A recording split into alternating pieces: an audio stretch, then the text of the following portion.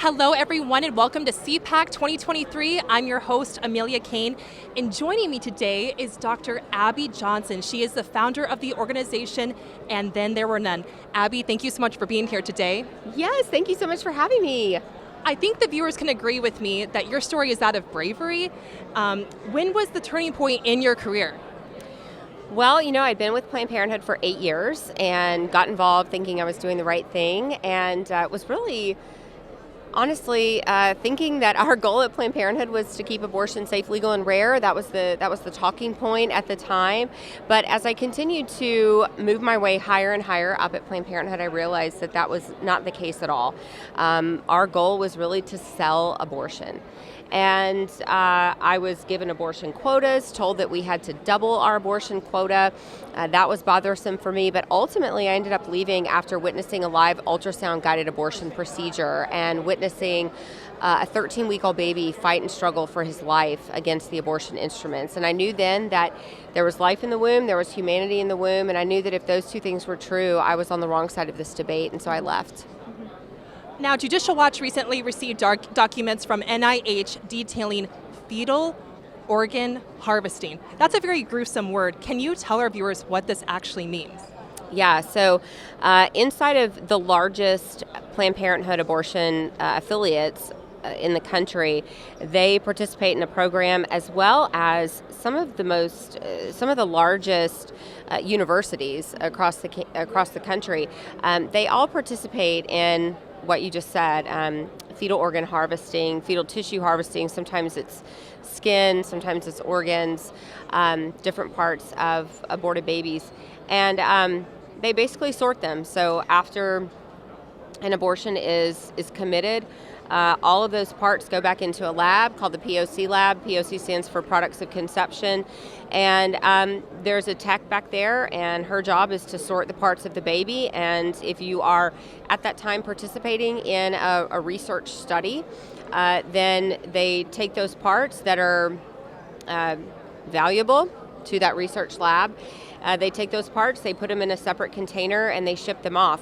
Our facility also participated in those studies, and we received $200 per specimen, so per baby that we sent. I mean, so I would say even in a year where we performed our target goal of abortions, even if you cut that by half, okay, so we're looking at somewhere around $2.4 million that we made just at our affiliate alone. So it's just one Planned Parenthood affiliate. We made, I would say conservatively, $2.4 million just in 1 year.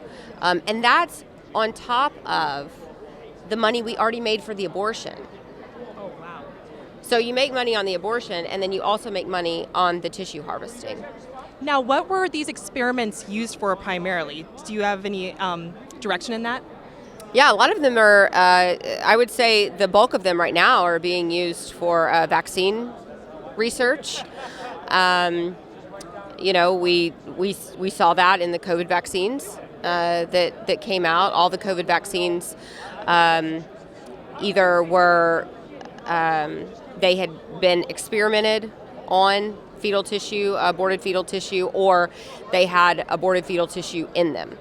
All the COVID vaccines. So there was not a COVID vaccine that came out that was not tainted with aborted babies in some way, shape, or form. Now, this might be new information for some viewers that are just listening to this now, but moving forward, were taxpayer dollars used to fund these activities? Yes. This was a lot of this was government funded. There was a study that came out not that long ago. It was exposed that these were 18 to 20 week old babies that had been aborted, and they were right after birth. We're not really sure how they were aborted. Actually, we believe that they might have been born alive and then left to suffocate and die after birth, which would be considered an induced abortion. So what we do know is that these babies were either born alive or aborted or somehow they were born. It was intended to be an abortion.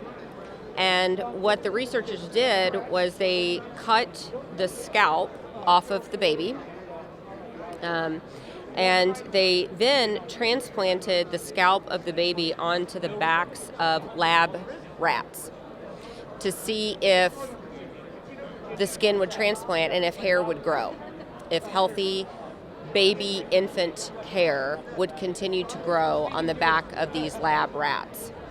And so you can see the pictures from this study. And so you see these rats with little grafted scalps of babies.